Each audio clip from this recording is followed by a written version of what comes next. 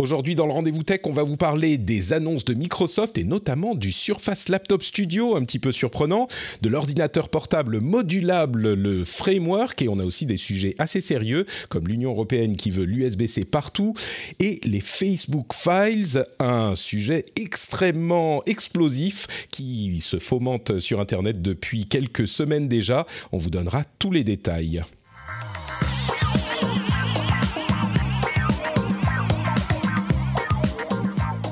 Qui se fomente, je ne sais pas si c'est très français, c'est pas grave, c'était dans l'instant, je lance des mots comme ça qui ne veulent rien dire, mais je suis quand même Patrick Béja et c'est le Rendez-vous Tech numéro 423 en septembre 2021. J'ai l'immense plaisir de recevoir une nouvelle fois Gaël Girardot qui nous arrive directement des bureaux de Coude. Comment ça va, Gaël ? Salut Patrick, écoute, ravi d'être là, malgré visiblement les thèmes qui sont si sérieux, mais on va essayer de faire ça avec bonne humeur comme toujours. Oui, on a des petits gadgets au début, donc ça va être sympa, mais...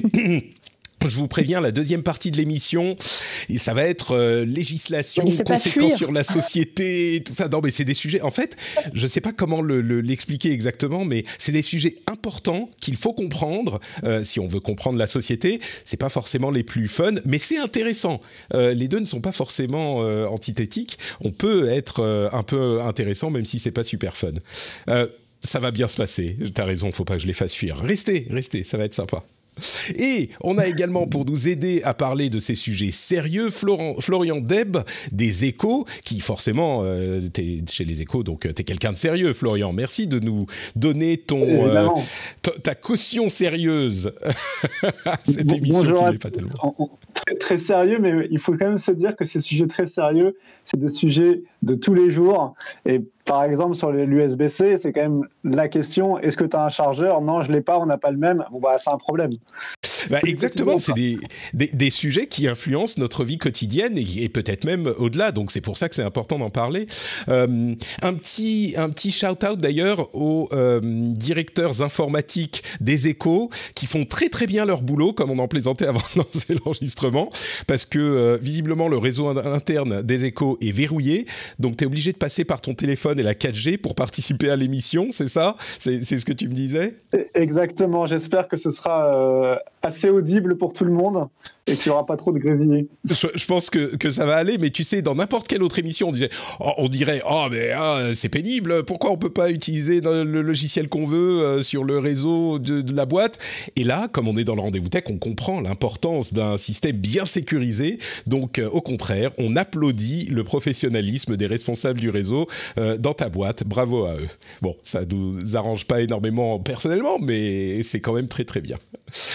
Avant de nous lancer dans la discussion sur les annonces de Microsoft et en particulier du Surface Laptop Studio, je voudrais remercier Guillaume Briand, Gabriel Montano, Peter Rigal, Cyberveille, Thibaut Murat, et les producteurs Franck Matignon et Derek Herbe qui soutiennent le Rendez-vous Tech, qui permettent à cette émission d'exister, et en particulier Franck et Derek qui sont au niveau producteur. Donc merci à vous tous et merci à tous ceux qui choisissent de soutenir financièrement l'émission.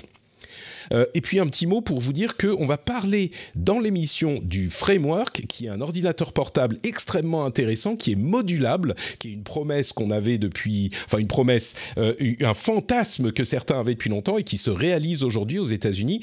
On en fera peut-être le sujet de discussion de l'after show.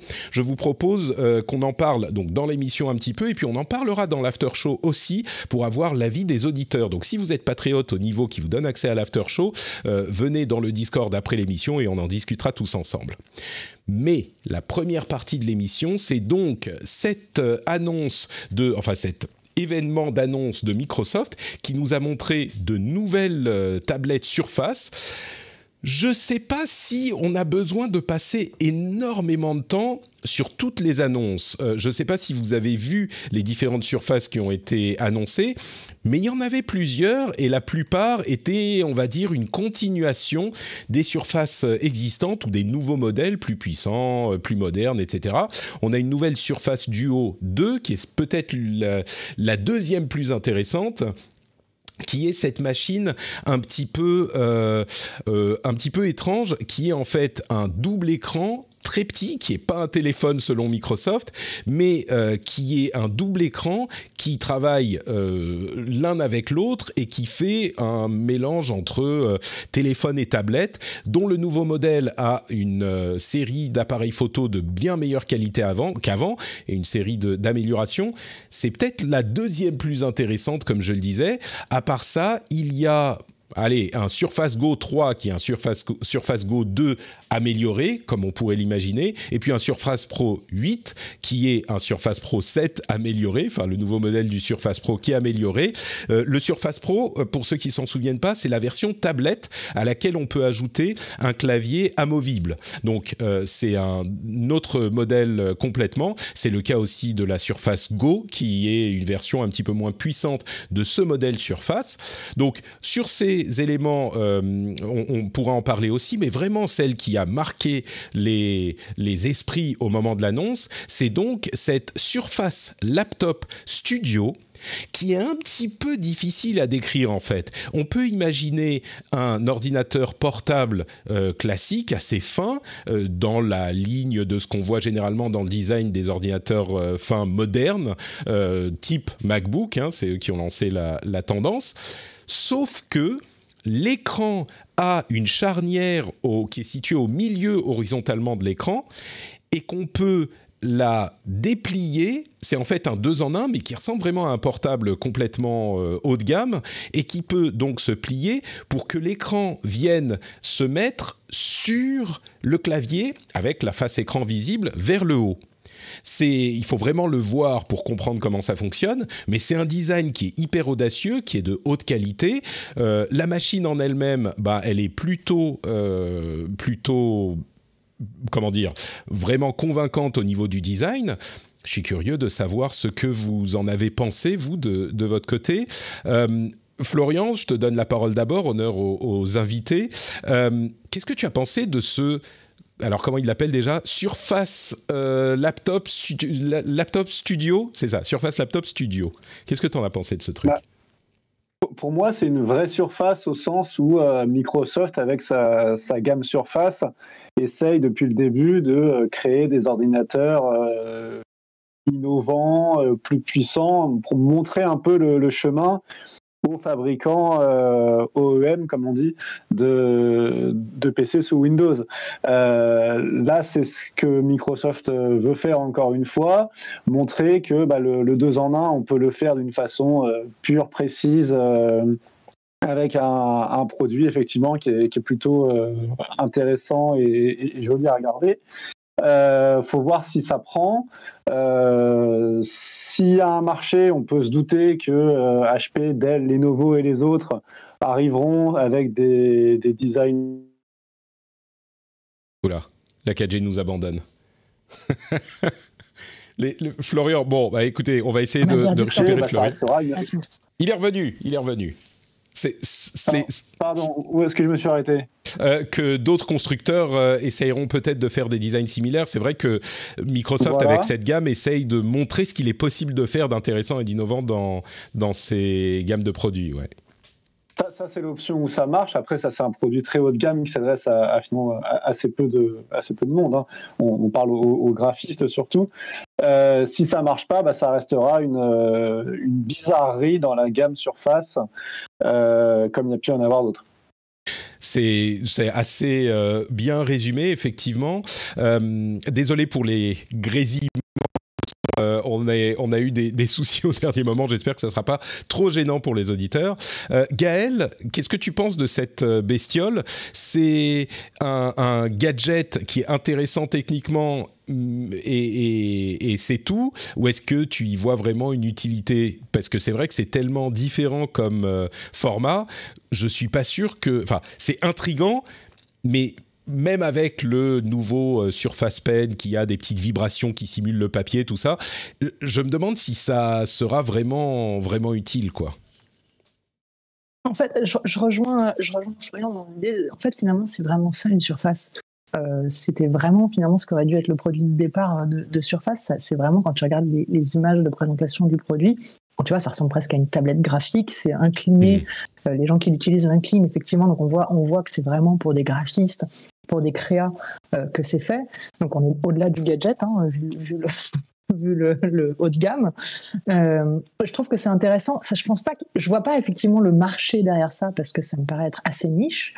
Surtout qu'on sait que les créas sont quand même plutôt plus Mac que Microsoft. Néanmoins, je trouve ça intéressant dans l'innovation. Je trouve que ça a son utilité pour ouvrir la voie pour d'autres. Alors, pas de bol pour eux, mais effectivement, il y a d'autres constructeurs qui vont venir derrière, qui vont faire des choses super derrière. Il y a de l'idée, il y a des choses qui sont sympas. Je pense qu'on n'y est pas encore sur un produit de market, mais ça ouvre une voie intéressante.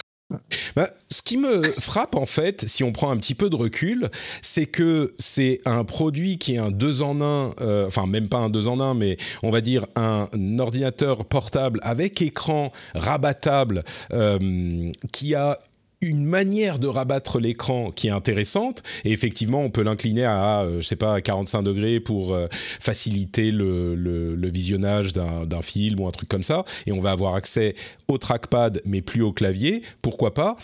Mais au final, c'est juste un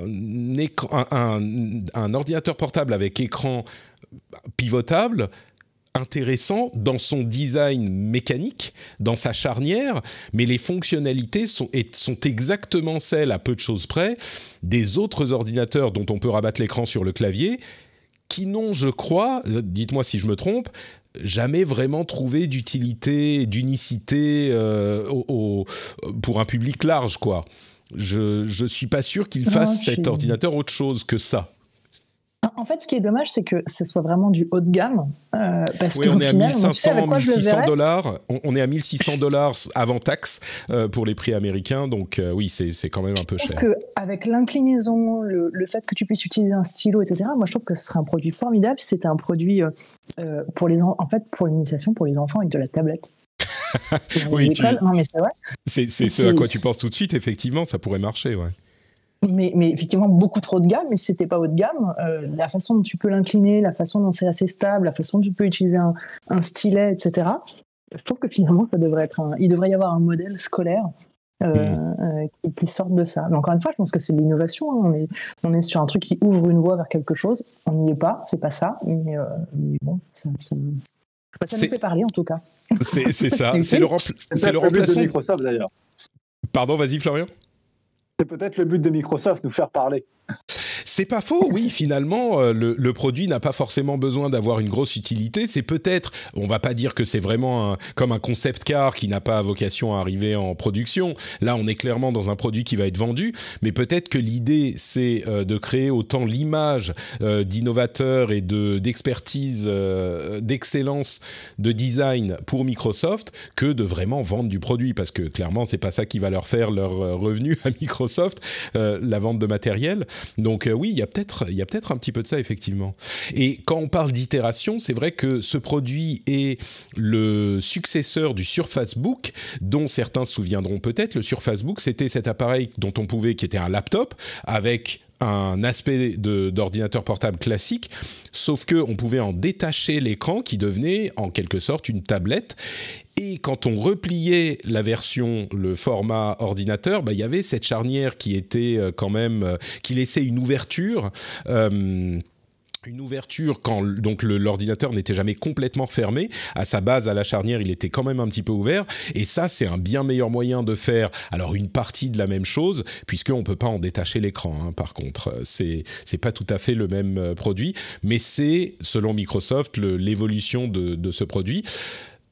Celui-là est, je trouve, plus séduisant que le Surface Book, même s'il ne sert pas exactement la même fonction, à voir s'ils continueront à faire évoluer ces idées au-delà de juste ça. Est-ce qu'il y a d'autres choses ? Ce qui est intéressant avec Microsoft, c'est que finalement, à chaque présentation de la gamme Surface, les produits évoluent. On le voit aussi sur les duos, entre le Surface Duo 1 et le Surface Duo 2, on se rend compte que Microsoft a pris un peu les choses au sérieux. Alors ce ne sera toujours pas un smartphone, même s'ils n'aiment pas que je dise ça, qui va se vendre beaucoup, parce que le marché est très réduit. Il y a déjà Samsung sur la place en plus. Mais on voit quand même qu'ils ont envie d'aller dans cette direction-là, que le produit évolue et que Microsoft se donne les moyens d'arriver avec un produit compétitif par rapport aux à ses concurrents, au moins sur le papier. Après, on verra la distribution et le prix de la commercialisation, mais sur le papier, il y a quelque chose. Il y a des choses hyper intéressantes avec ce nouveau Surface Duo, au-delà du stylet qui est le nouveau stylet avec retour haptique qui donne la sensation du papier comme je disais tout à l'heure. Il y a en fait, quand il est refermé, l'écran, l'un des écrans dépasse un tout petit peu. On peut le voir en fait du dos de la machine, de la charnière, donc le dos fin. Et donc, on peut avoir des informations qui sont diffusées quand l'appareil est fermé par ce bout d'écran qui dépasse, qu'on voit à peine, qui fait, on va dire, 2 mm d'épaisseur et qui est une façon assez intelligente d'utiliser ce type de format, on va dire. Là encore, je ne suis pas convaincu que ça soit un produit qui soit un killer, un produit killer qui va se vendre à des millions d'exemplaires. Mais c'est clairement un terrain de jeu, enfin ça ressemble à un terrain de jeu pour Microsoft qui essaye des choses et qui peut-être à un moment tombera sur un concept qui fera mouche. Comme je le disais tout à l'heure, le Surface Duo est nettement amélioré au niveau logiciel et au niveau matériel, notamment au niveau des caméras, qui sont pour le coup des caméras très très correctes, là où elles étaient vraiment faibles sur le premier modèle. Là aussi, on est sur un appareil qui est cher, hein, on est à $1 500 aux États-Unis, donc on peut imaginer pas très très loin des 1800 en France. Bon, c'est pour entre guillemets un petit gadget, ça fait cher du gadget quoi. Et là, contrairement au Fold de Samsung, on est sur vraiment 2 écrans complètement séparés. Donc, c'est pas exactement le même produit, mais ça reste cette idée de gagner en productivité en ayant un écran plus grand quand il est ouvert et en ayant 2 écrans qui vont interagir pour le mail, pour le visionnage de vidéos, etc. On peut faire 2 choses séparées sur les 2 écrans. Autre chose qui vous a marqué dans cette présentation, je crois qu'on a fait un petit peu le tour, mais s'il y a autre chose, c'est le moment de m'arrêter. Il y a autre chose. Pardon, vas-y. Non, pardon, il y a quelque chose qui m'a interpellé, c'est le kit de stickers pour l'accessibilité. Ah oui, tout à fait, oui. Pouvoir marquer son clavier sur certaines touches et du coup, visiblement, les personnes qui voient mal se repèrent plus facilement en fait sur le clavier. Je trouvais ça c'était une très bonne idée. Oui, mais ça va même plus loin que ça. Honte à moi, j'ai pas inclus de lien dans les notes de l'émission. C'est le Accessibility Pad, ou je sais plus comment ça s'appelle. C'est un ensemble de stickers qu'on peut associer aux touches d'un clavier pour les reconnaître plus facilement.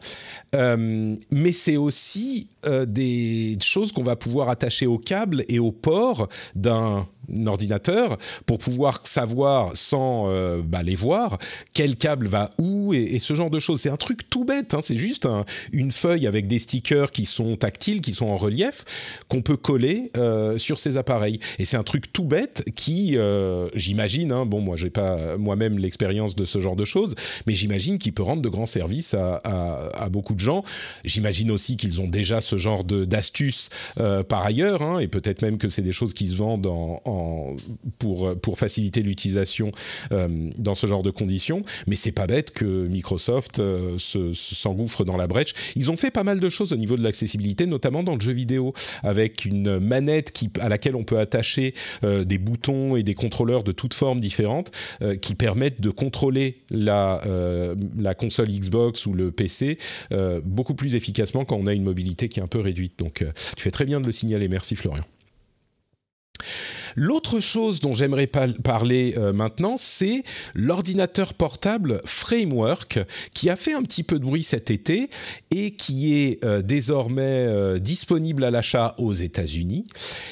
Et c'est un ordinateur portable qui est hyper intéressant parce que il fait quelque chose dont on pensait que c'était peut-être... Alors moi, je vais être complètement honnête, je pensais que c'était pas possible à faire, comme ils le font. On parle de réparabilité des appareils depuis très longtemps. Et l'industrie va de plus en plus vers des ordinateurs tout intégrés, tout glués entre eux, avec des pièces qui sont difficiles à enlever et à changer. Et là, cet ordinateur, ils se sont lancés il y a peu de temps, hein, c'est vraiment une boîte qui commence à peine. Cet ordinateur est un ordinateur qui peut être vendu en kit ou déjà assemblé, qui est évidemment possible pour un ordinateur de bureau, mais là on parle d'un ordinateur portable, et qu'on peut assembler soi-même dans une certaine mesure, et donc démonter, changer des modules et réparer soi-même. Alors, on ne peut pas tout changer, hein. Il y a le cœur de la machine, donc la carte mère, le processeur et je crois que c'est tout d'ailleurs, qui sont soudés et donc qu'on ne peut pas changer. Mais par contre, tout ce qui est RAM, évidemment, clavier, écran et morceaux attachés par USB, en fait, il y a des petits modules qu'on va enclencher, qu'on va ajouter à l'appareil et qui vont vous donner vos ports USB vos ports de différents types, que ça soit USB ou autre chose. Et il est extrêmement facile à ouvrir et à réparer, et il est pensé pour ça en fait. Donc c'est pour ça que je dis qu'il est hyper intéressant. C'est une chose qui semblait... Et l'aspect le plus important, c'est qu'il est extrêmement léger, petit et compact. Il ressemble vraiment, à peu de choses près, à un ordinateur. Encore une fois, je vais faire référence au MacBook Pro, mais la plupart des ordinateurs ressemblent un petit peu à ça aujourd'hui. Eh ben, il ressemble à ça. C'est pas que pour avoir une modularité, eh ben, on va devoir sacrifier la taille et le design. Donc, c'est ça qui est vraiment impressionnant. Et encore une fois, on ne peut pas tout changer. La carte mère et le processeur sont soudés, si j'ai bien compris. Mais on peut même changer l'écran, on peut changer le SSD, on peut changer la RAM, on peut changer les modules qui sont de connectivité. Donc, que ça soit du HDMI, du DisplayPort, de l'USB en plus, etc. Et on peut également enlever le clavier, le changer et surtout, comme tout ça est facile à ouvrir, on peut le réparer très facilement. Donc, c'est un peu un rêve de geek et puis surtout de principe de se dire il faudrait qu'on puisse réparer nos ordinateurs tout seul. Et comme je le disais avant de lancer l'enregistrement de l'émission, j'en ai discuté très enthousiaste sur le Discord de la communauté qui est accessible sur notrepatrick.com. Vous avez un lien vers ça. Et en fait, certains membres du Discord m'ont un peu douché en me disant « Oui, c'est cool, c'est super sympa qu'on puisse le faire, mais à qui ça s'adresse ? Qui va vouloir un ordinateur de ce type-là » Et en prenant donc un petit peu ce recul, je me suis dit « Ils ont peut-être pas tort. Oui, on peut changer la batterie, ok, super, mais qui a envie de le faire au final ? C'est plus une question de principe qu'une question de praticité. » Du coup, je me retourne vers vous deux, et maintenant je vais donner la parole d'abord à Gaël peut-être. Est-ce que c'est un ordinateur pour lequel tu vois un avenir ou il y a quelque chose d'intéressant ? Ou c'est un exercice, disons, impressionnant, mais au final peut-être un peu futile ? Après, je pense que c'est peut-être la même chose que pour Microsoft. En fait, c'est peut-être pas celui-là qui est le bon. C'est peut-être pas le bon modèle et c'est peut-être pas lui qui va réussir à se vendre. En revanche, je trouve que ça va dans une démarche super intéressante et vraiment très très très tendance. Attention à pas toucher ton micro, Gaël, s'il te plaît. Pardon, excuse-moi. Qui est très tendance, qui est de dire on arrête d'acheter tout le temps tout nouveau, tout neuf, et au contraire, on est plutôt dans l'écologie. Et l'écologie veut dire aussi réutiliser, ne pas tout jeter, ne pas gâcher, etc. Et je pense que du coup, les nouvelles générations seront très tentées par ce type de choses et iront vers les marques, alors peut-être pas eux, mais en tout cas vers des marques qui proposeront ce genre de choses. Et au-delà, en plus de l'aspect écologique, il y a peut-être aussi l'aspect économique. Et on a peut-être marre de redépenser à chaque fois des milliers d'euros pour changer quelque chose dans un ordinateur, alors que fondamentalement l'ordinateur il fonctionne.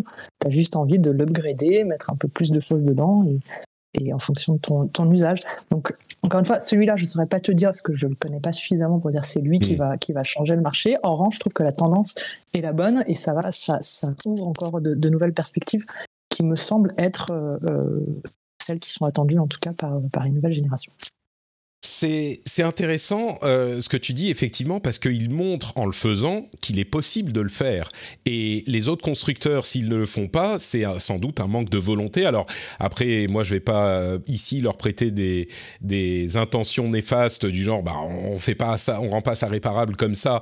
Les gens vont en acheter un nouveau entier à chaque fois qu'ils vont vouloir changer d'ordinateur. Peut-être que ça joue un peu au final, mais c'est vrai que surtout, il montre que c'est possible. Après, est-ce que les gens le veulent ? Je vais poser la question à Florian également. Au final, si le monde s'est dirigé vers des ordinateurs portables, on a une commoditisation de ce type d'ordinateur, est-ce que c'est pas parce que le public veut un truc, on achète, c'est tout en un, on l'allume, ça marche, et puis on n'a pas à s'emmerder à ouvrir et à réparer ce genre de truc. Très clairement, c'est pour ça que moi j'ai pas envie de m'emballer sur ce framework laptop. Dans les smartphones, on a aussi l'exemple des Fairphone par exemple. Pareil, sur le papier, oui, tout le monde a envie d'un téléphone respectueux de la planète, et on peut se dire que ça va marcher. Dans les faits, c'est un acte de foi de s'équiper d'un Fairphone. Il faut avouer qu'il a des gros soucis annexes, le Fairphone, avec des questions de mise à jour de l'OS, etc. Là, on tourne sous Windows, donc c'est pas 100%, je comprends l'analogie, mais c'est pas 100% la même chose. Alors, ok sur la question de l'OS, mais il y a cette idée d'avoir du matériel informatique qui, en fait, porte une idée, presque une idéologie, presque philosophique, sur comment le monde doit se comporter. Le marché, il répond pas du tout à ça, en tout cas. Pour reprendre ton exemple, est-ce que les consommateurs, ils ont envie de changer leur batterie ? Moi, souvent, je suis encore à expliquer la différence entre USB et USB-C. Donc, savoir qu'on puisse changer le port comme on veut, pas sûr que ça intéresse beaucoup. Cela dit, l'idée est géniale. Il faut voir les chiffres. Je pense que le monde de l'informatique a besoin d'ordinateurs que l'on jette moins. Il y a 4,7 millions de tonnes de déchets électroniques qui sont générés par l'humanité uniquement sur tout ce qui est smartphone, PC et imprimante. C'est des chiffres de l'ONU, ça. On voit bien ce que ça coûte de changer son téléphone tous les 2-3 ans et son PC tous les 4-5 ans. C'est pas normal de devoir changer un PC parce que la batterie fonctionne pas. Si c'est que la batterie, on change la batterie. Normalement, ça devrait se passer comme ça. Mais effectivement, c'est pas le cas. Donc c'est très bien que le framework laptop existe. Maintenant, il faut que les autres marques prennent le pli, qu'elles éduquent sûrement aussi les consommateurs sur ces questions-là. Prennent pas tous ce chemin-là. Il y a l'indice de réparabilité qui existe depuis quelques mois maintenant, qui est obligatoire à l'affichage en magasin et sur les sites web. Les marques de PC affichent plutôt des bonnes notes, mais elles n'ont pas vraiment changé leur pratique. Et quand on discute un petit peu en off avec les chefs de produits de ces marques-là, oui, ils pointent tout de suite la contradiction entre l'innovation et changer de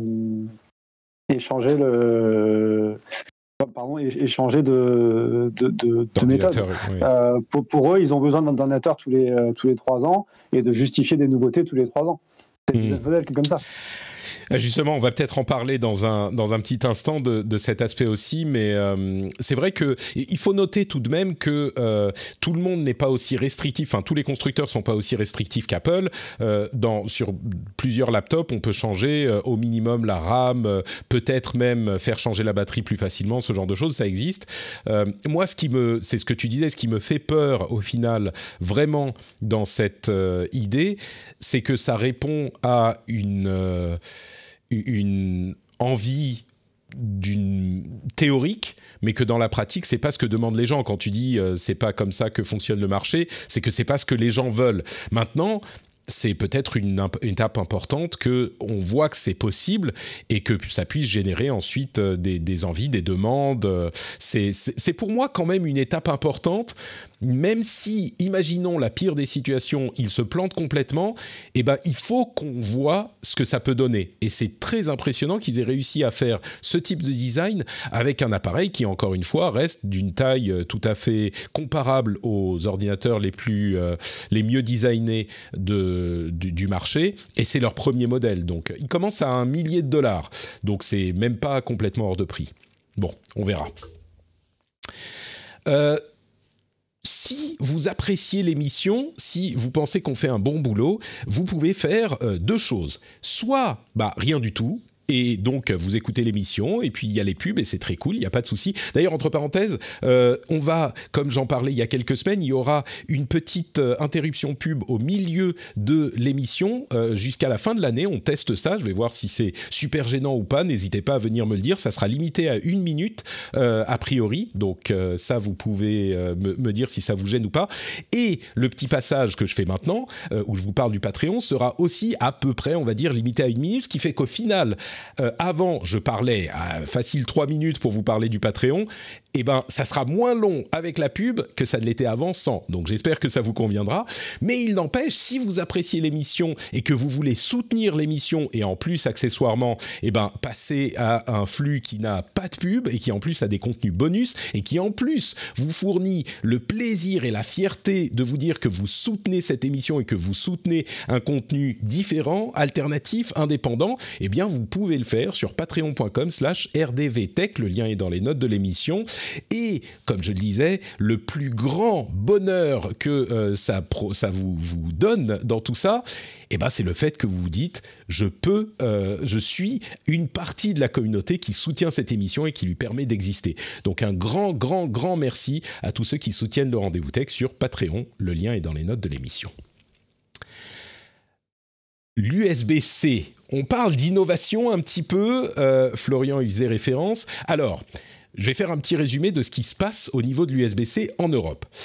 On a depuis un certain temps l'obligation d'avoir des chargeurs qui sont uniformisés pour les téléphones en Europe.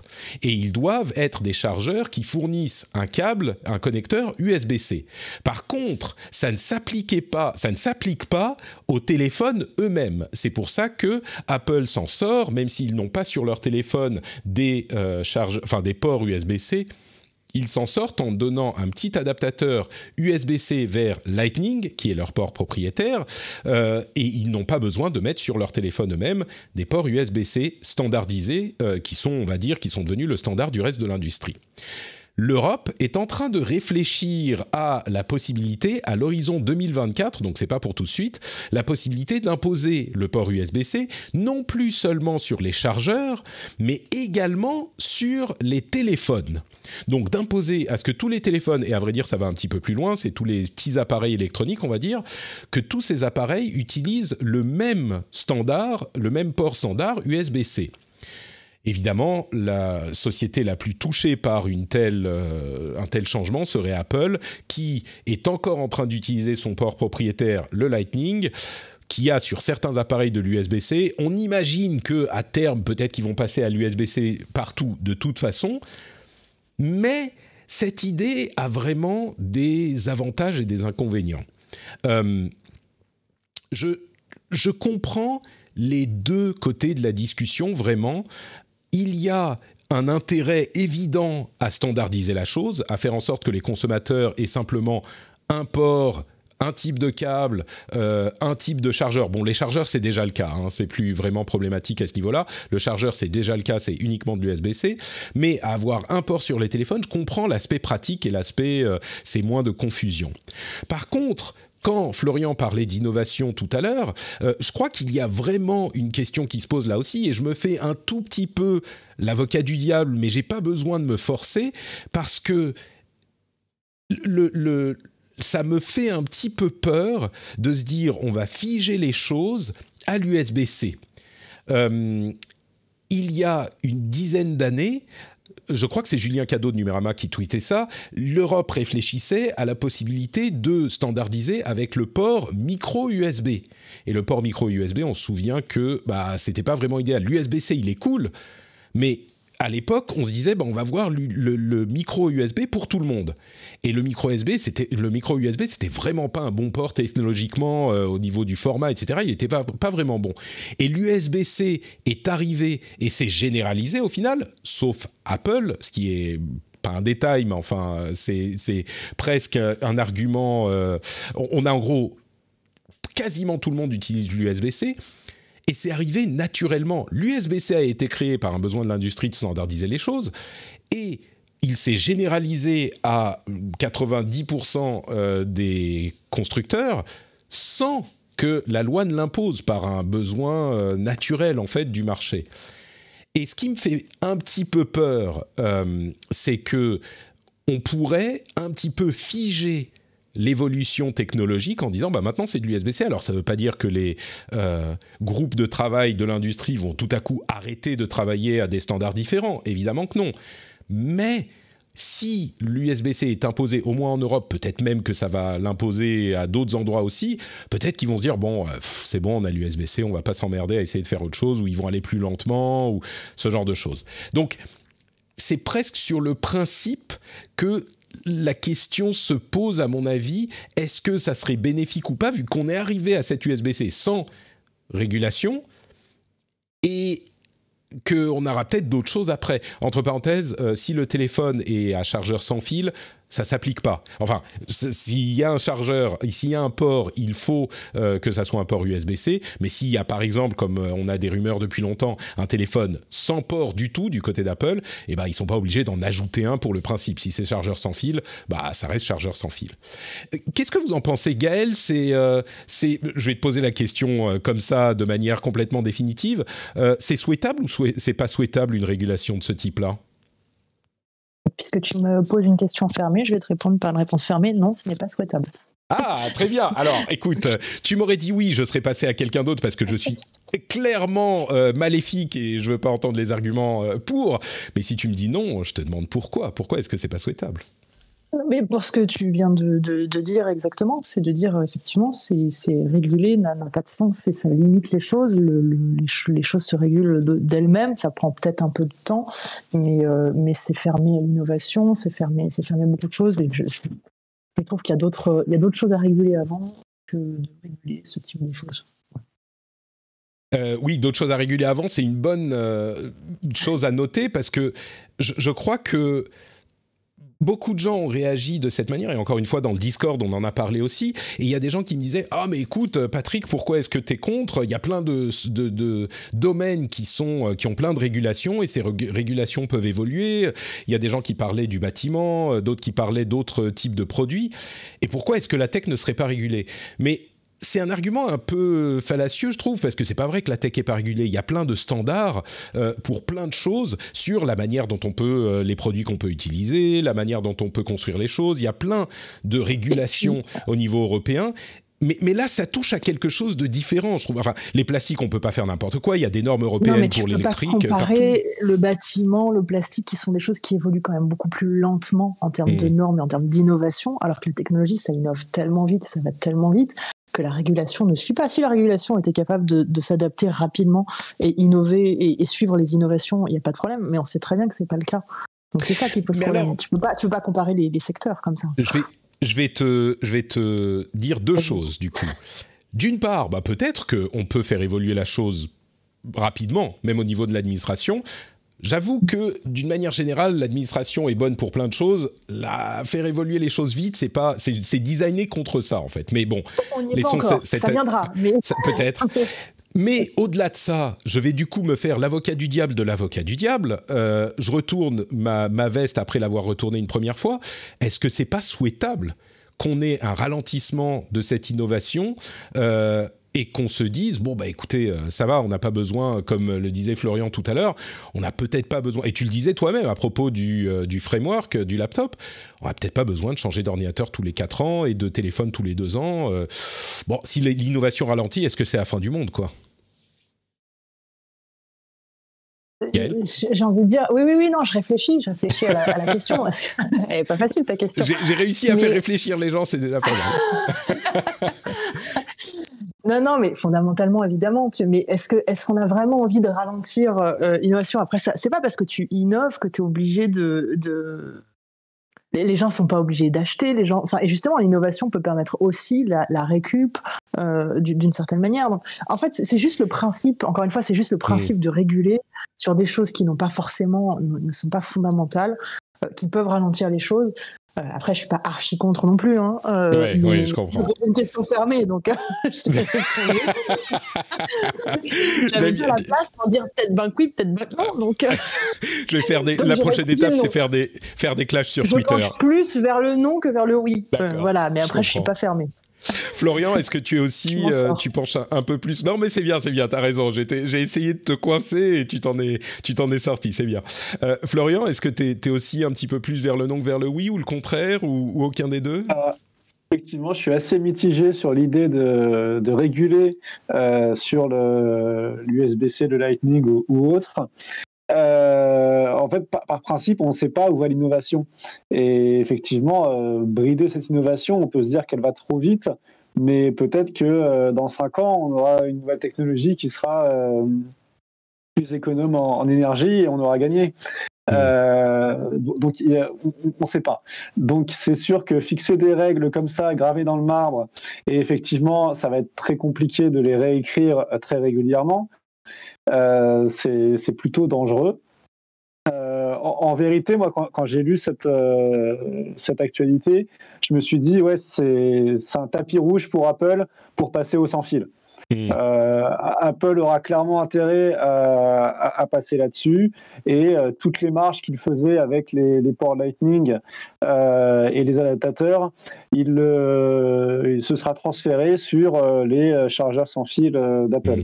Je pense pas que ça va changer grand-chose. On aura juste une nouvelle fois la preuve que la régulation était un train en retard par rapport à la technologie. Voilà, c'est effectivement pas la meilleure chose à faire. Dans d'autres domaines, cet écueil avait été évité par l'Europe pourtant. Par exemple, sur tout ce qui est réglementation sur les données personnelles ou sur le texte en préparation sur l'IA, il y a un parti pris qui est on ne fixe pas de technologie. On donne des principes, ouais. Et on ne parle pas de technologie parce qu'on sait que ça va être dépassé dans quelques années. Pour ce coup-là, c'est pas ça qui a été fait. Moi, au final, je crois que je pense qu'on est tous, il faut pas qu'on caricature, mais je pense qu'on est tous d'accord pour dire, et on en parlait au moment du laptop framework, on est tous d'accord pour dire qu'il y a des soucis de déchets et qu'il faut faire évoluer dans le bon sens à ce niveau-là, mais je me demande, par exemple, on a déjà cette régulation sur les chargeurs qui est établie. Donc, les chargeurs sont tous aujourd'hui en USB-C. Et quand on parle de chargement de batterie, on est tous d'accord pour dire oui, on peut utiliser un chargeur en USB-C. Peut-être que dans 5 ans ou 10 ans, où il y aura un autre type de chargeur et on pourra passer à autre chose, c'est moins gênant. Et donc, pour les déchets, je pense que je ne suis pas... Peut-être qu'on pourra me prouver le contraire, mais je ne suis pas convaincu que le fait d'éliminer par principe les téléphones avec port Lightning, je ne sais pas très bien l'effet que ça va avoir sur le réchauffement climatique, parce qu'au final, c'est de ça qu'on parle, le réchauffement, la consommation. Je veux dire, on pourra... Imaginons que demain, Apple mette des ports USB-C sur tous ses téléphones. Au-delà du fait que ça soit un petit peu plus pratique et on aura peut-être un type de câble différent, ok, on va quand même vendre les mêmes téléphones, on va quand même avoir les mêmes chargeurs qu'on a maintenant. Je crois que l'effet, au-delà du fait de dire « Ah bah voilà, Apple s'est fait damer le pion par l'Europe, c'est bien fait pour leur gueule », je vois pas vraiment, peut-être que je me trompe, mais je vois pas un gros effet. La différence, c'est que tu pourras garder ton chargeur, le chargeur que tu as aujourd'hui, le câble que tu as aujourd'hui, tu pourras l'utiliser sur ton téléphone de demain. Mais c'est déjà le cas. Le chargeur, un nouveau câble. Non, mais oui, bon, le câble. Disons que oui, le câble. Enfin, aujourd'hui, on a effectivement, peut-être qu'on pourra du coup vendre absolument tous les téléphones sans câble et sans chargeur, ce que entre parenthèses Apple fait déjà. Ils ont été les premiers à vendre sans chargeur. et on le leur a parfois reproché. Je dis pas qu'il y aura zéro effet, hein, bien sûr, mais je sais pas. Bon. Écoutez, n'hésitez pas à nous dire ce que vous en pensez sur Twitter, par exemple. Venez nous dire qu'on a été absolument d'infâmes pro-technologie par principe et qu'on ne voit pas les bienfaits plus vastes d'une telle réglementation. Bon, je rejoins quand même, je fais un petit détour pour rejoindre Gaël et j'ai l'impression Florian aussi. Je ne suis pas fondamentalement contre par principe, c'est juste que j'ai quelques réserves à émettre, on va dire. Parlons un peu des Facebook Files, tiens, on les a évoqués ces dernières semaines et c'est vraiment un gros morceau.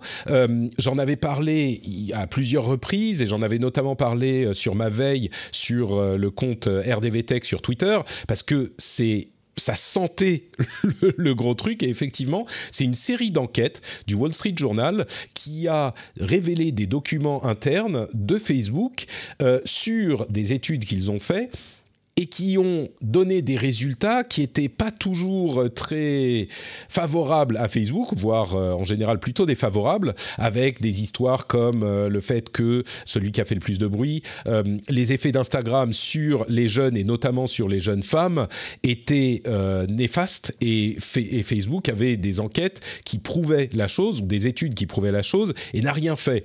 Il y a une série de 4 ou 5 articles sur des domaines différents, sur WhatsApp, sur Facebook lui-même, sur Instagram. Le fait, par exemple, que ça fait pas partie des Facebook Files eux-mêmes, mais Facebook aurait payé 5 milliards de dollars pour faire, pas disparaître, mais pour régler l'affaire Cambridge Analytica avec l'administration américaine. Alors que pour ne pas faire témoigner Mark Zuckerberg, alors que s'ils avaient voulu le faire témoigner, ils auraient pu payer genre 20 millions de dollars, un truc ridicule comme ça. Et Facebook a payé tout ça pour que Zuckerberg n'ait pas à témoigner. Alors peut-être qu'en faisant témoigner Zuckerberg, leur idée c'était de faire cracher plus d'argent à Facebook et que donc ils l'ont eu comme ça, mais ça sent pas bon. Déjà que Facebook n'était pas vraiment en odeur de sainteté.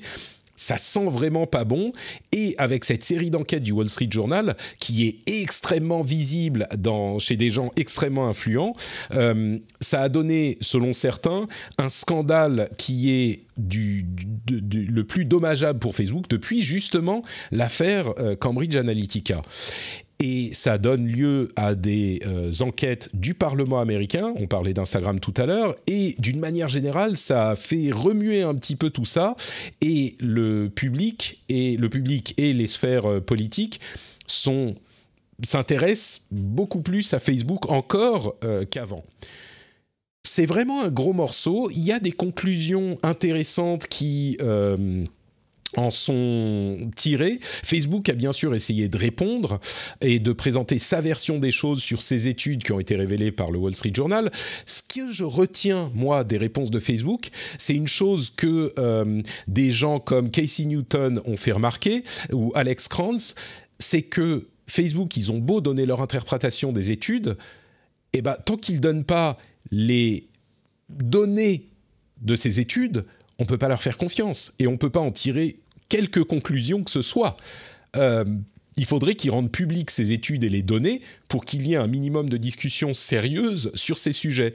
Et au-delà de ça, à vrai dire, ça remet encore sur le devant de la scène un truc dont je parle quasiment toutes les semaines, c'est le fait qu'il faut des études indépendantes sur les effets de Facebook et que Facebook arrête de bloquer les scientifiques qui essayent de faire ce genre d'études. Mais ça, c'est encore autre chose. Il faudrait au minimum que Facebook rende publiques ces études qu'ils ont fait en interne, parce que de toute façon, ça va sortir. Il y a des sénateurs qui ont dit on a les données en question et la personne qui les a livrées, qui fait sans doute partie de Facebook, va en parler publiquement à un moment. Donc ça va sortir, il faudrait que Facebook le publie et qu'on puisse en parler ouvertement et qu'on ne passe pas par les interprétations du Wall Street Journal et les interprétations de Facebook, sinon ça ne sert strictement à rien.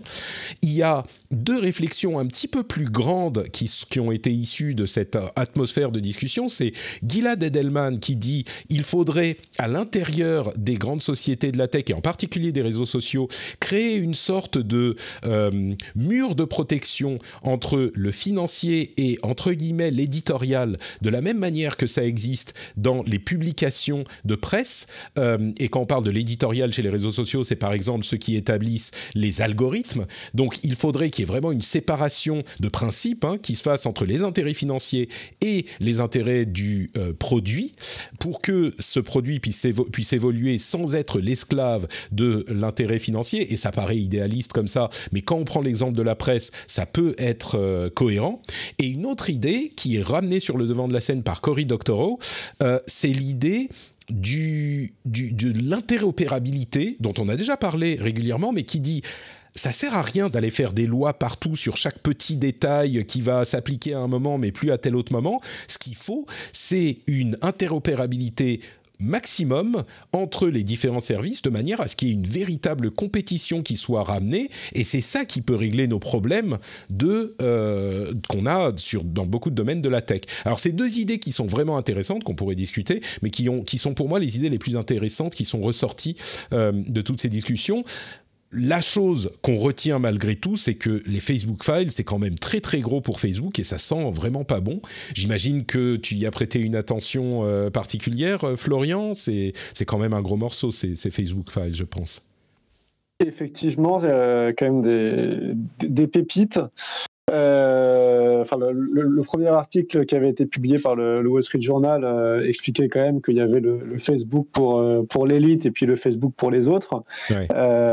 Donc apparemment les gens riches, célèbres et puissants ont le droit de publier des photos qui ne seront modérées que beaucoup plus tard, même si elles sont abjectes, appel au harcèlement ou autres. Alors personne ne sait qui est dans la liste, même ceux qui sont dedans. On peut toujours espérer qu'on y soit. Et effectivement, il y a pas mal de choses dans ces Facebook Files et ça a des conséquences. Hier, lundi, on a donc vu Facebook mettre en pause son projet d'Instagram pour les enfants. Ouais. Donc l'expression mettre en pause, c'est de Facebook.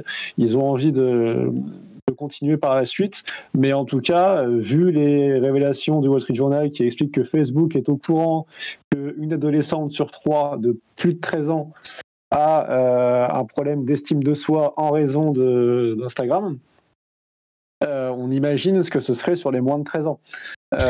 Donc effectivement, la décision a été prise par Facebook de prendre du recul sur son Instagram Kids, qui était un vrai business pour bien sûr, pour Facebook.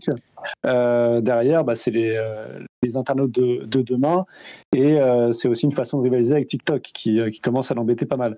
Ils ont 1 milliard d'utilisateurs TikTok, ils viennent d'annoncer d'ailleurs, donc vraiment c'est météorique, mais c'est marrant parce que c'est pas anecdotique comme décision que Facebook mette en pause Instagram Kids, et ça c'est effectivement en raison des Facebook Files. Complètement. Et puis il y a des conséquences, on en parlait, des conséquences légales, législatives, avec des convocations devant le Sénat, etc., enfin devant le Congrès. Il y a aussi un élément sur lequel je voudrais appuyer une nouvelle fois. Sur cette question spécifique de l'étude sur Instagram, Facebook a présenté sa version des choses. Et ils ont dit « Ah mais non, regardez, il y a 12 points différents et seulement un d'entre eux est négatif. » Et Wall Street Journal n'a parlé que de celui-là. Mais encore une fois, ils n'ont pas rendu public les données de cette étude ou l'étude tout court, et donc ça ne veut strictement rien dire.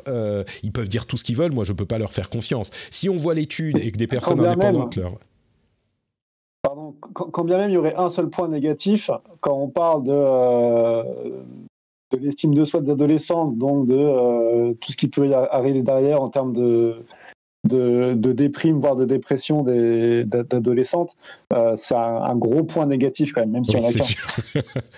Justement, Gaël, toi, c'est un truc que tu connais un petit peu, l'utilisation des réseaux par les adolescents. On n'est pas obligé de rester uniquement sur la question des adolescents, mais d'une manière générale, ça sent pas très bon pour Facebook, tout ça. Bon, ça les empêche pas de continuer à faire beaucoup d'argent et d'être présents partout dans le monde et ils ont combien, 2,7 milliards d'utilisateurs quelque chose comme ça, je crois. Mais j'imagine que Facebook est plus en odeur de sainteté depuis un moment dans les communautés des parents et de l'éducation, mais peut-être que je me trompe, peut-être que ça, c'est des préoccupations de technophiles et qu'en fait, les vrais gens sont un petit peu loin de ça. Qu'est-ce que tu en retires de toute cette histoire des Facebook Files ?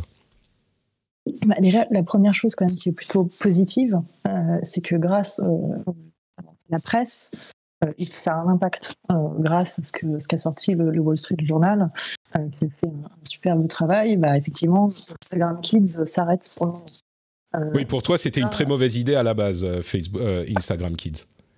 Oui, voilà, on sait sans avoir lu d'études, on le voit bien dans les écoles, effectivement. L'impact qu'ont les réseaux sociaux sur l'estime de soi, sur le harcèlement, sur les problèmes de démocratie, encore une fois, parce que il y a pas l'éducation aux médias est toujours pas assez bien implantée dans les écoles, donc pour eux, Facebook, et je dis Facebook, mais les autres réseaux sociaux de manière générale sont des médias et ils font pas la différence avec la presse et avec le travail de journaliste. Donc c'est super important d'éduquer à ça. Donc effectivement, si Instagram Kids commence à apparaître, là on est, si tu veux, ça allait donner une possibilité aux parents de mettre les enfants sur Instagram. Déjà que beaucoup de parents les laissent faire avant 13 ans. Là, d'un seul coup, ils avaient la bénédiction de la société pour le faire. Et c'est tout simplement parce que les parents ne sont pas éduqués à ça non plus. Je leur jette pas la terre non plus. C'est juste une question d'éducation. Donc déjà, point positif, moi j'y vois un point positif, ça avance. Ça avance évidemment pas assez vite. Moi je reste très étonnée et je trouve qu'en France, on n'en parle pas assez. J'ai le sentiment que nous on en parle parce qu'on est technophile, on s'y intéresse, mais c'est pas en première page ou à la une de tous les journaux télévisés. Et pourtant, tout ce qui se passe sur les Facebook Files, pour moi c'est un sujet tellement important et qui devrait changer beaucoup de choses. Je reste étonnée aussi sur le fait que la justice, on ne puisse pas, et là je te rejoins sur le fait on devrait avoir accès aux données. Et je ne comprends pas, vu qu'il y a des choses quand même qui sont illégales qui se passent. On parle effectivement de l'impact sur les adolescents. Et pour élargir, il y a quand même aussi des choses qui ont été mises sur la traite des êtres humains sur Facebook. Il y a quand même des sujets aussi forts que ça. Donc là, pour moi, ça demande quelque chose de pénal. Donc je suis très étonnée. Au moins une enquête, oui. En fait, à aller jusqu'au bout et à perquisitionner les locaux de Facebook pour avoir accès aux données. Non, mais ça se fait. Enfin, moi, quand je travaillais chez Google, il y a des perquisitions qui sont arrivées en France. Donc, pourquoi est-ce qu'on n'arrive pas à aller faire des perquisitions dans les locaux de Facebook et dire maintenant, on veut accès aux données et on veut savoir ce qui s'y passe. Pour être honnête, très surprise. Je serais pas surpris que ça aille jusque-là, parce que effectivement, là, ça commence au minimum par une enquête du Congrès. Les Facebook Files ont été publiés, je crois, ça a commencé il y a 2 semaines, donc peut-être un petit peu plus, un peu moins de 3 semaines. Donc, on est quand même dans un truc qui est très récent. Mais je suis assez d'accord. Je sais plus qui le disait comme ça. C'était Casey Newton, encore lui, qui disait on est dans le plus gros scandale, de la plus grande crise depuis Cambridge Analytica. Bon, en même temps, on pourrait dire, oui, Cambridge Analytica n'a pas changé grand-chose, donc peut-être que ça changera pas grand-chose non plus, mais c'est pas vrai. Cambridge Analytica a beaucoup changé la manière dont on voit les réseaux sociaux, et c'était un petit peu le début où vraiment Facebook a eu une image qui a été ternie. Et là, on est dans ce type de dynamique. Donc, je crois que c'est pas la fin de toute cette histoire. On verra. J'espère que ça n'est que le début, effectivement. Ouais. Bon, au moins, on en aura parlé un petit peu. Et comme je le disais, il y a une enquête aux États-Unis du Congrès sur cette histoire d'Instagram. Et au minimum, enfin, encore une fois, études scientifiques sur toutes ces choses. On a besoin d'études tierces. Et je le mentionne comme ça en passant, mais on commence à avoir l'habitude. On a encore vu des indices sur le fait que Facebook modifie son site, donc le code HTML du site, je crois que je l'avais mentionné la semaine dernière d'ailleurs, mais pour rendre plus difficile le travail des chercheurs. C'est là, pour le coup, un gros problème parce que ça bloque tout. Ça bloque absolument tout. Si les chercheurs ne peuvent pas faire leur travail pour arriver à des conclusions sur les effets du réseau, on ne peut pas avancer. Et c'est ça qui est un gros souci pour moi. Mais les deux idées également de Gilad Edelman et Cory Doctorow m'ont paru particulièrement intéressantes et entre parenthèses, elles seront dans la newsletter, donc n'oubliez pas d'aller vous abonner si ça vous intéresse de voir le meilleur des articles dont je vous parle dans l'émission dans votre boîte aux lettres ou alors sur le compte RDV Tech sur Twitter, mais également par la newsletter sur notepatrick.com, vous pouvez vous abonner à la newsletter. Alors, on n'a pas fini avec les histoires de réglementation un petit peu compliquées. La dernière en date, c'est on revient en Europe. Il y a une loi qui est en cours de discussion qui s'appelle, je ne vais pas dire de bêtises, je reprends l'article de Numérama dont je me sers de base pour ce sujet. C'est le Digital Services Act qui est en cours de discussion en Europe et qui voudrait, je disais 2024 pour le port USB-C, peut-être que je me suis trompé dans les dates, c'est peut-être celui-ci qui pourrait être implémenté en 2024, je ne sais plus, mais dans le cadre de cette loi qui régit le fonctionnement des services numériques, les lobbies de la presse sont en train de discuter de la possibilité d'interdire aux réseaux sociaux de modifier ou de supprimer les contenus publiés par des médias. L'idée est évidemment, on le comprend, elle est louable, c'est de protéger la liberté de la presse, la liberté d'expression de la presse. Et donc ils se disent, on a des choses qui sont légales dans la vraie vie, entre guillemets, eh bien il faut que les choses qui sont légales dans la vraie vie ne puissent pas être influencées dans le monde numérique. Et donc sur les réseaux sociaux, si quelque chose n'est pas illégal, on va interdire aux réseaux sociaux de le supprimer ou même de le manipuler, de le rendre moins visible, ce genre de choses. Ça vous rappelle peut-être une chose dont j'ai parlé il y a quelques semaines, que j'ai qualifiée de la pire idée du monde, et je pense sincèrement que c'est une très très mauvaise idée. Ça se passait en Floride, au Texas et au Brésil, où il y a des lois qui ont été présentées pour imposer aux réseaux sociaux de ne pas pouvoir supprimer de contenu ou censurer entre guillemets de contenu sur la base des opinions et des opinions politiques notamment. Dans ce contexte-là, c'était essentiellement promu par des partisans de l'extrême droite pour protéger leur discours qui est souvent un discours qui est entre les fake news et le racisme. Quand on parle de Jair Bolsonaro, je me souviens plus comment il s'appelle, mais c'est le sénateur, je crois, du Texas, un sénateur du Texas. Bon. Dans ce contexte, c'était un petit peu différent. Là, on parle des médias qui voudraient que les propos et les contenus postés par des médias spécifiquement soient protégés. Le problème, à mon sens, c'est que on tombe sur les mêmes travers, les mêmes revers, et que cette intention qui est compréhensible et louable a des conséquences quand on la considère dans la pratique qui sont vraiment néfastes. Parce que, d'une part, si on dit que ce contenu ne peut pas être touché par les réseaux sociaux, ça veut dire que n'importe quel, entre guillemets, média peut publier n'importe quoi sans qu'on puisse l'affecter. Et aujourd'hui, je vous rappelle que, oui, quand on parle des utilisateurs en général, on demande aux réseaux sociaux de supprimer les contenus controversés ou, entre guillemets, qui sont illégaux. Aujourd'hui, déjà. Alors, il y a des contenus sur lesquels on est tous d'accord qu'ils sont illégaux, et certains pourraient penser que les médias ne vont pas poster ce type de contenu, mais c'est mal connaître les détails des fonctionnements sur ces réseaux. Qui va déterminer qu'est-ce qu'est un média ? Est-ce que n'importe qui peut ouvrir un site web et dire « moi je suis un média, donc vous ne pouvez pas supprimer ce que je dis sur Facebook ». Est-ce qu'on va considérer par exemple des médias comme des médias partisans de pays étrangers, je ne vais pas dire les choses à moitié, des médias comme RT ou ce genre de choses, ils sont clairement, ils ont une mission du Kremlin et ils poussent cette mission. Et il y a parfois des choses qu'ils postent, alors peut-être pas eux spécifiquement, mais d'autres de ce type-là, qui sont de l'ordre des fake news. Il y a n'importe qui peut créer, comme je le disais, un média, et est-ce que quand on dit il ne faut pas que la chose une chose qui n'est pas illégale puisse être je vais préciser une chose. La raison pour laquelle je parle de la Russie et du Kremlin, c'est notamment parce qu'il y a une nouvelle découverte d'un réseau qui s'appelle, comment il s'appelle, Ghostwriter, je crois,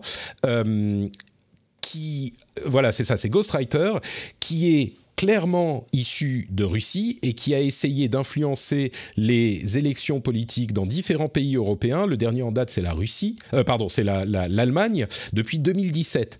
Et ils ont, au fur et à mesure qu'ils ont été débusqués des réseaux sociaux, ils se sont reportés sur les commentaires des articles de presse dans les sites de médias, et ils diffusent leurs fake news dans les articles de presse par les commentaires, etc., etc. Donc il y a une vraie dynamique problématique sur ce type de choses-là.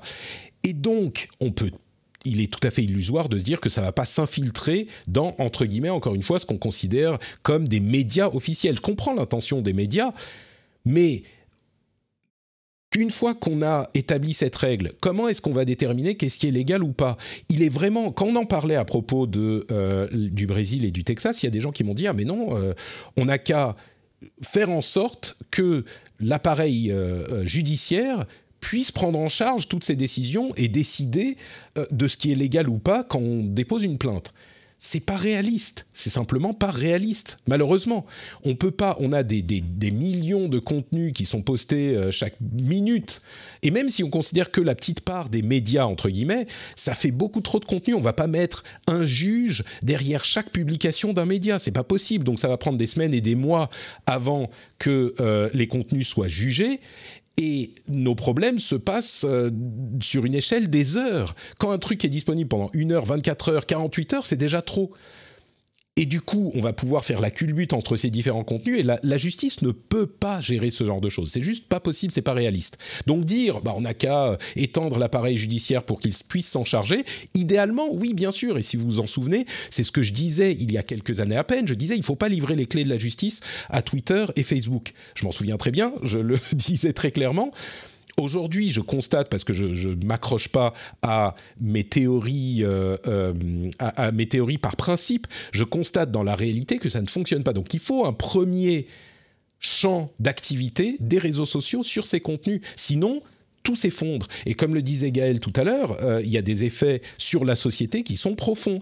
Donc, pour moi, et je vais arrêter ce monologue interminable, pour moi, cette idée du lobby des médias en Europe qui voudrait se protéger de la manipulation par les réseaux sociaux, donc de la suppression des contenus, et c'est l'enfer qui est pavé de bonnes intentions. C'est une bonne intention, mais dans la pratique, ça aurait des conséquences assez dramatiques.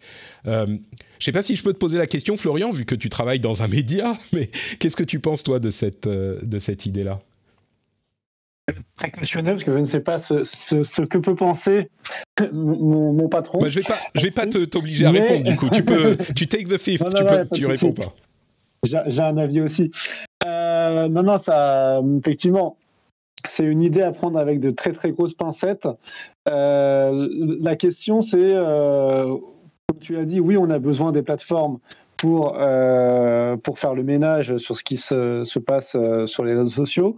Ça ne veut pas dire qu'on les laisse faire tout seuls. Il faut un peu contrôler la plateforme quand elle fait elle-même son contrôle.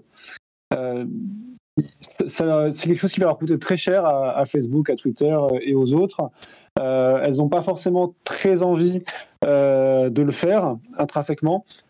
Et donc, il va falloir créer toute une structure qui va surveiller leur travail de modération. C'est là où il peut y avoir un texte de loi qui viendrait éventuellement fixer les règles que Facebook doit respecter, en l'occurrence Facebook. Mais sur le principe, faire une exception parce que un tel est un média, donc lui il peut publier tout ce qu'il veut et ça passera sans filtre. Effectivement, c'est pas tenable. Créer un média, c'est facile. Qui pourra dire que tel média est plus légitime qu'un autre ?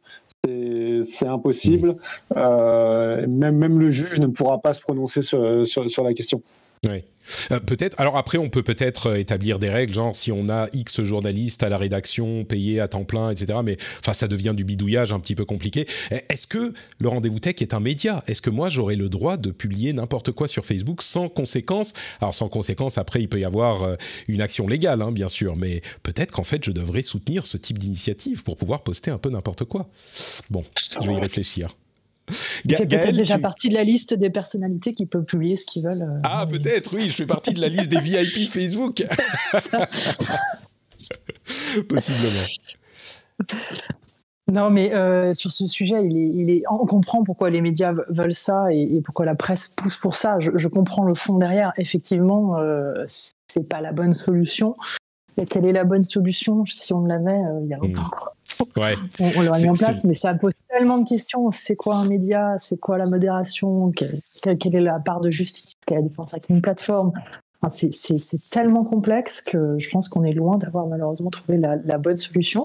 Moi, je reviens, je suis désolée, je prêche toujours pour ma paroisse, mais je pense que l'éducation aux médias, l'éducation au numérique, l'éducation et revaloriser les institutions, la presse, ce que fait le travail de journaliste notamment, c'est des choses essentielles et c'est peut-être par ça qu'il faut passer.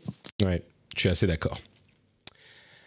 On va conclure avec une série de petits sujets. D'abord, on a découvert un truc sur des téléphones Xiaomi, en Lituanie spécifiquement, qui sont assez surprenants. C'est le fait qu'il y a dans les téléphones Xiaomi un système qui est activable à distance et qui permet au téléphone de surveiller tout ce qui passe par le téléphone, les textes, et de signaler des titres ou noms ou informations de divers types de religieuses, politiques ou de ce genre de choses, et donc de les repérer et donc de les censurer sur le téléphone. Alors, Xiaomi dit non, on n'a jamais fait ça en Europe, enfin, c'est pas du tout ce qu'on fait, mais le truc, c'est que dans un contexte où la crainte vis-à-vis des possibilités de censure et de contrôle de la Chine sur les matériels technologiques en Occident est toujours aussi présente depuis les actions des États-Unis contre Huawei. D'ailleurs, ils sont en train de regarder du côté de Honor, qui est une marque fille de Huawei qui a été séparée au moment de l'embargo pour qu'ils puissent continuer à travailler chez Honor. Et ben, les États-Unis regardent du côté de Honor aussi. Mais cette histoire de Xiaomi, c'est vraiment gros. Alors, ça se passe dans le contexte où, si je ne me trompe pas, la Lituanie accueille un diplomate, un ambassadeur de Taïwan en tant que Taïwan et pas en tant que région. Enfin, c'est toute une histoire diplomatique. Donc, c'est un imbroglio un petit peu plus complexe, mais le fait reste que cette histoire de téléphone Xiaomi qui peut repérer des phrases spécifiques ou des mots spécifiques et qui peut les censurer et peut-être sans doute en informer quelqu'un, peut-être le parti communiste chinois, eh ben ça reste complètement... Enfin, ça n'a pas été démenti, c'est pas ça qui a été démenti. Xiaomi, ils disent non, on n'a rien de tout ça en Europe. Mais c'est pas activé.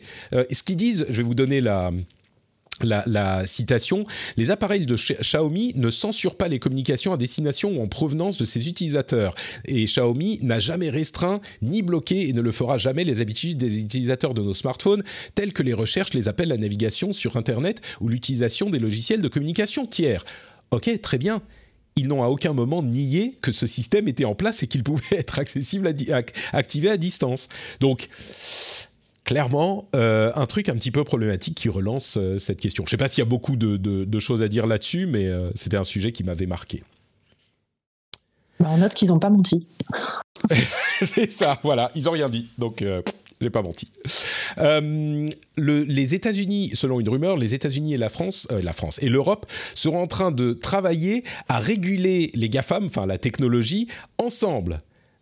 C'est dans différents domaines, hein, comme le harcèlement, les algorithmes et ce genre de choses. Alors, on a différents groupes, l'Europe et les États-Unis ont leurs travaux légaux et législatifs de leur côté. Ça serait pas mal de travailler ensemble pour essayer d'établir des standards. On en parlait tout à l'heure, Florian l'évoquait avec l'histoire des médias. Peut-être qu'on est en train de se diriger vers ça, un accord, alors qui satisfera personne, mais ça voudra dire que ça sera des bons compromis. C'est le tout début. Là, c'est juste peut-être qu'ils vont travailler ensemble, on verra. Je ne sais pas si vous l'avez noté à propos de censure ou de bannissement. Hugo Décrypte était en train de commenter le débat entre Jean-Luc Mélenchon et j'ai déjà oublié son nom, Éric Zemmour, voilà, sur BFM TV, et il a vu sa chaîne Twitch sur laquelle il commentait en diffusant BFM TV se faire bannir temporairement en direct. Et c'était dû en fait à, je vous explique pour que vous compreniez bien, si vous entendez parler de cette histoire, c'était dû au copyright de BFM TV parce qu'il diffusait l'émission telle quelle en commentant par-dessus. C'est un truc dont j'ai été, entre guillemets, victime avec Apple pour quelque chose de bien moins sérieux et important avec Apple il y a quelque temps sur Twitch. Je vous en avais parlé dans un édito Patriote. Mais donc BFM a les droits du truc et comme il diffusait ça avec peu de modifications, ça a été censuré. Il s'est retrouvé banni, comme toujours, pour ces histoires de DMCA, Digital Millennium Copyright Act. Ça a duré pas très longtemps, heureusement. Il comprend, lui-même s'est exprimé, il a dit oui, malheureusement, je comprends que ça fonctionne comme ça, mais il aimerait, et là, c'est moi qui le comprends, il aimerait qu'il y ait un accord, notamment avec BFM TV, mais avec les chaînes en général, pour qu'on puisse commenter, peut-être pas toutes les diffusions, mais en particulier les discussions politiques importantes, notamment à l'approche des élections. Bon, il y a toujours une solution, hein. On peut commenter et demander à tout le monde de regarder le truc en live en même temps. On peut même faire une petite page qui intègre les deux embeds, les deux fenêtres en même temps, donc notre commentaire et le truc qu'on commente sur une page web. C'est très facile, ça prend 2 secondes. Moi, je l'avais fait justement pour commenter des trucs ensuite. C'est possible, mais l'idéal serait effectivement qu'il y ait un accord pour ces choses-là. Ça me semble un petit peu compliqué à ce stade. Et comme je disais, TikTok a 1 milliard d'abonnés et je conclus avec une news qui est marrante, intéressante.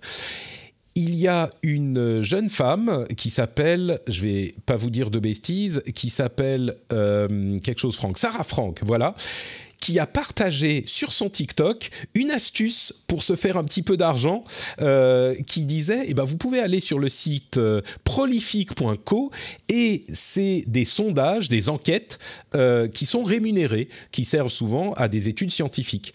Et vous en faites quelques-unes, alors c'est pas rémunéré beaucoup, c'est moins d'$1 par enquête, mais si vous en faites quelques-unes par jour, ça peut vous rapporter $10-15 dans la journée et ça vous fait un petit peu d'argent. Sauf que son TikTok est devenu complètement viral. Elle a gagné 4,1 millions de vues en 1 mois. Elle avait posté ça en juillet. Et quelques semaines plus tard, il y a des chercheurs qui se sont exprimés sur Twitter et qui ont dit « Mais il y a un truc qui s'est passé, qui est bizarre sur nos enquêtes. On a tout à coup un changement de pourcentage de population, de démographie, qui est vraiment étrange. On était à 50% de femmes, et tout à coup, sur le mois de juillet, on est passé à 80% de femmes, très jeunes, on ne sait pas ce qui s'est passé. Et donc, en un TikTok de 56 secondes, Sarah Franck, malheureusement, elle en a parlé, ensuite elle était désolée, elle a trouvé ça intéressant, un petit peu marrant, mais elle a en fait influencé des milliers d'études scientifiques avec ce TikTok-là. Et je trouvais que c'était un beau moyen de donner un exemple de l'influence et de l'importance de TikTok en conclusion de l'émission. J'avais trouvé ça intéressant. Marrant à savoir, mais un petit peu marrant. Et il va y avoir une étude scientifique sur ce phénomène. Exactement. Il faut trouver. Mais c'est peut-être le Sarah Franck effect. Tu vois, peut-être que on va devoir lui donner le nom de cette personne, le Sarah Franck effect, qui est l'influence sur des études scientifiques quand on en parle sur TikTok. Bon, merci à tous les deux d'avoir participé à l'émission. J'ai passé un fort bon moment. Avant de se quitter, je vais évidemment vous proposer de nous dire où on peut vous retrouver sur Internet. Commençons par Florian, dis-nous tout. Alors les échos, bien sûr. Tu as un compte Twitter également. Dis-nous, on peut te retrouver sur Internet quand tu n'es pas dans le rendez-vous tech. J'ai un compte Twitter, FL_Deb, DEBES, et LinkedIn aussi, à mon nom, si vous voulez. Ça marche. Je mettrai évidemment le lien dans les notes de l'émission. Gaël, dis-moi, j'ai une question. J'aimerais bien pouvoir donner une astuce pour que les gens puissent s'éduquer aux médias et aux réseaux sociaux, mais je ne sais pas comment faire. Est-ce que tu aurais une idée à me proposer ? Quelle belle transition. Oui, oui, tout à fait. Mais cood.fr, COOD.fr. Écoute, voilà, on est sur tous les réseaux sociaux, sauf sur TikTok, on n'a pas osé. Vous vous êtes dit, ça va faire How do you do, fellow kids, le même de... Ouais, c'est ça. Okay. Donc, tu mets cood_fr un peu partout, ou cood.fr, et tu nous retrouves, voilà. Mais un jour, on se lancera peut-être sur TikTok, mais on n'y est pas. Super. Merci beaucoup Gaël. Le lien sera également le lien vers ton compte Twitter sera dans les notes de l'émission. Pour ma part, c'est NotePatrick sur Twitter, Facebook, Instagram. Vous avez tous les liens sur notepatrick.com, notamment celui de la newsletter, comme je vous en parlais tout à l'heure, et celui du rendez-vous tech, de la veille du rendez-vous tech sur Twitter. Tout ça vous permet de suivre en direct les choses les plus importantes sur ces sujets. J'aimerais également remercier les gens qui ont mis des commentaires sur iTunes.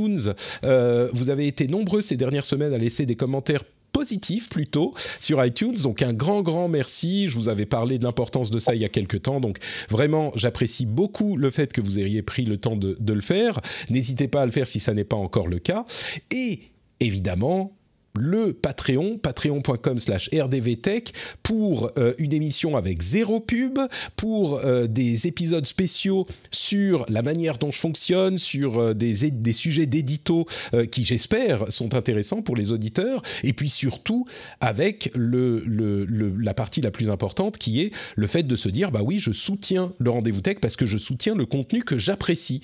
C'est disponible gratuitement, tout le monde peut en profiter, mais si personne ne soutient, ça existerait peut-être pas. Donc, je fais une action positive et je vous remercie tous et toutes de soutenir l'émission. C'est grâce à vous que je peux avoir ce travail et en faire un vrai travail, en avoir une société qui fonctionne, en plus du fait d'avoir des enfants qui ont à manger. C'est un vrai travail, c'est une vraie activité professionnelle à laquelle je me dédie avec passion, et c'est grâce à vous que je peux le faire. Sans vous, ça ne serait pas possible. Donc patreon.com/rdvtech si vous souhaitez rejoindre cette aventure. Et tous et toutes, vous êtes bienvenus sur le Discord, qui est un endroit communautaire super sympa, où on parle de plein de choses, de tech, de gaming, de tout plein de choses, et qui est vraiment hyper intéressant, et dont dans lequel je viens discuter aussi des sujets dont on parle dans l'émission, qui me sert également pour prendre le ton et le pouls de la communauté. C'est hyper sympa, et le lien est, comme tous les autres, sur notepatrick.com. Merci à vous tous et toutes de m'avoir écouté, et on se retrouve dans une semaine pour un nouvel épisode. Ciao, ciao!